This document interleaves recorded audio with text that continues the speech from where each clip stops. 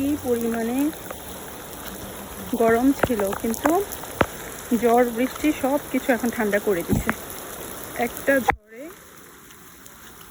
সব গরম আবহাওয়া শেষ। এই জিনিসটা এটাই প্রুভ করে, আমরা যখন কোনো মানুষকে ভুলতে চাই, তো ভুলার আগে আমাদের অনেক বেশি কষ্ট হয়, কিন্তু যত বেশি কষ্ট হবে দ্যাট মিনস আপনি বুঝবেন যে ওই মানুষটাকে আপনি খুব সহজে ভুলে যেতে পারবেন।